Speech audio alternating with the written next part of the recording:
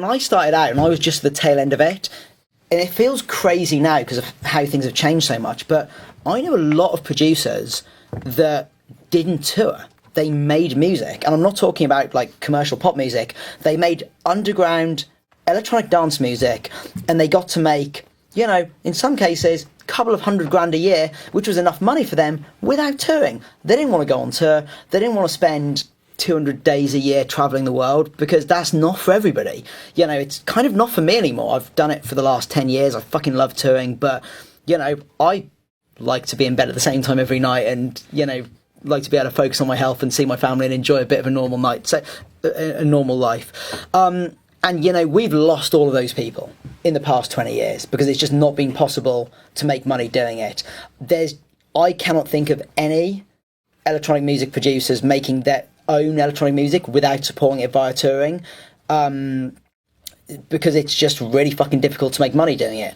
I've just seen far too many friends who are those guys who have now left to, I don't know, edit movies, like gone and fucking teach music. Worse, go to produce for somebody else. That's kind of the saddest way it goes, right? You can't make money yourself, so you basically go and make the art that you would have been making for yourself, but you make it for somebody else who does very little, stamps their name on it, and then goes and makes millions touring the world playing your art to people whilst giving you crumbs off the table. That is fucking sad for me, and I would just love to have...